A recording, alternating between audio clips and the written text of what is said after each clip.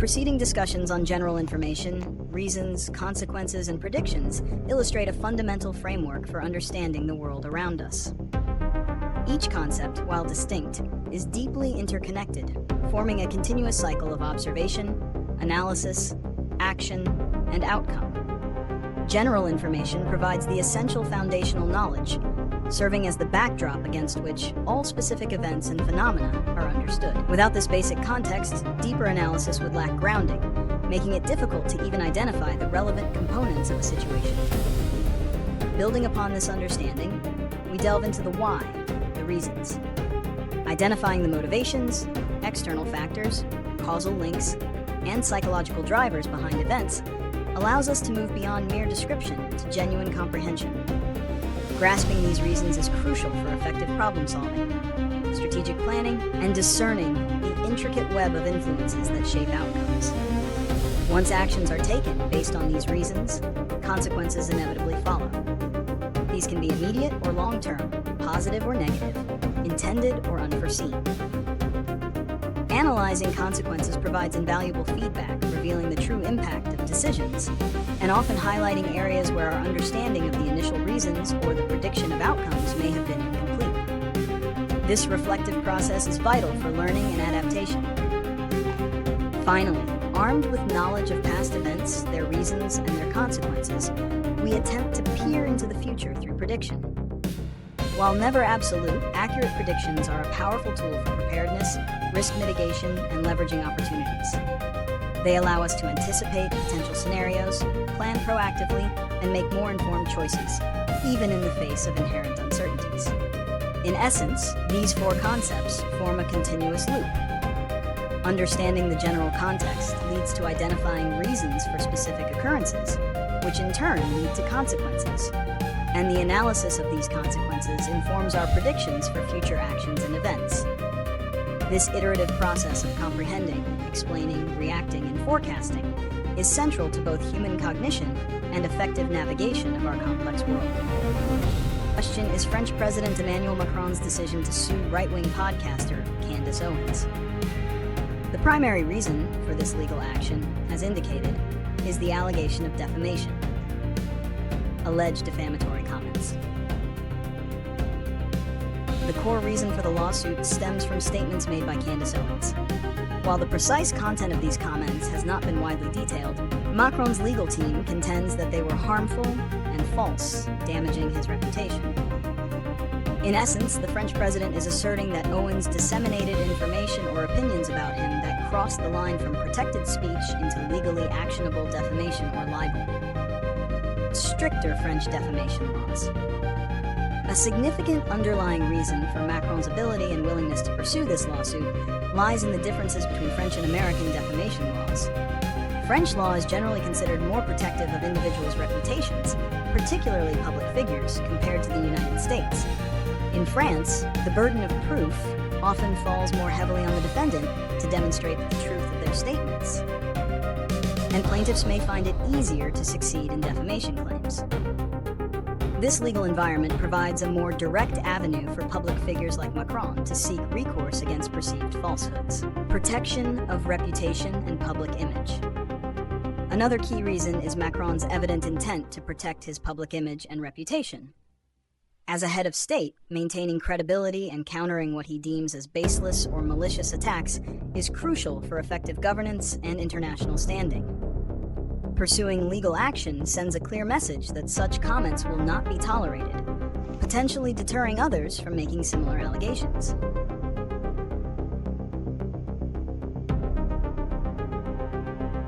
Broader implications for public discourse. Finally, this lawsuit also highlights a broader reason related to the boundaries of free speech and the nature of public discourse in the digital age. Macron's action can be seen as an assertion of what he views as responsible speech, particularly when it pertains to political leaders. It underscores the ongoing global debate about how traditional legal frameworks apply to commentary disseminated through international digital platforms, serving as a firm stance on the accountability of public commentators.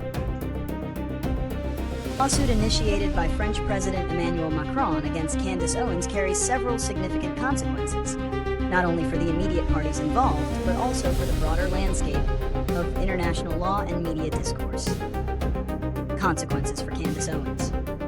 For Candace Owens, the most direct consequences include substantial legal costs regardless of the outcome.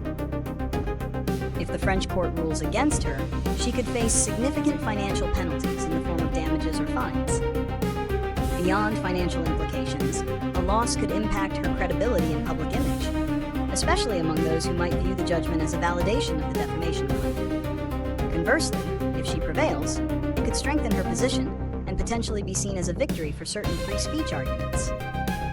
Consequences for Emmanuel Macron. Emmanuel Macron also faces consequences. A victory would serve as vindication, potentially reinforcing his reputation and sending a strong message against what he perceives as baseless attacks. It could deter others from making similar statements. However, the lawsuit itself incurs legal expenses for the French state. Furthermore, if the case is protracted or if he loses, it could lead to criticism of perceived overreach or a waste of public resources, potentially attracting negative attention. Broader legal and media implications. Beyond the individuals, this high-profile case has broader legal and media consequences.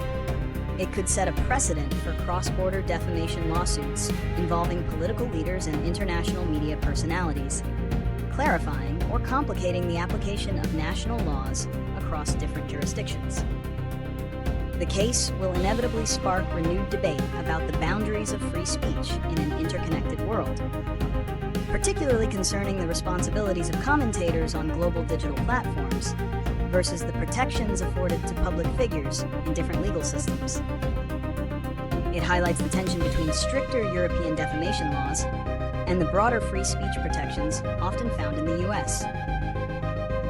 How this case unfolds could influence future interactions and legal strategies concerning alleged defamation across international borders.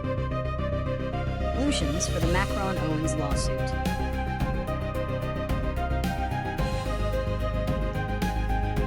Given the stricter nature of French defamation laws compared to those in the United States, a prediction for the immediate outcome of the lawsuit leans towards a judgment favoring President Macron, at least within the French legal system. French courts typically place a higher burden on defendants to prove the truth of their statements, which could make it challenging for Candace Owens' defense if the alleged defamatory remarks are not easily verifiable as factual. However, even a favorable ruling for Macron in France could lead to a protracted legal battle concerning enforcement, particularly if Owens contests the judgment's applicability or seeks to avoid compliance in the US. This could prolong the dispute and keep the issue in the public eye. Beyond the immediate legal verdict, a broader prediction is that this case will significantly raise awareness of international defamation laws among global media personalities and online commentators. It's likely to spark more cautious wording from some, while others might view it as an attempt to stifle free speech, potentially leading to further polarization in online discourse. The case will undoubtedly intensify the global conversation on balancing freedom of expression with the right to reputation, especially for political figures operating across national borders. Addressing the implications of this case and similar future conflicts requires a multifaceted approach.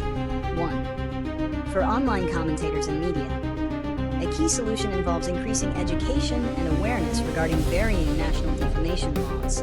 Individuals and media organizations operating on global platforms must recognize that their statements can have legal consequences far beyond their immediate geographic location. Adhering to rigorous fact-checking and journalistic ethics, irrespective of perceived legal immunity in one's own country, is crucial. Number 2. For legal systems and governments, there's a need for international dialogue and potential harmonization of laws related to cross-border online defamation. Developing clearer protocols or reciprocal agreements for handling such cases could reduce complexity and ensure more consistent application of justice.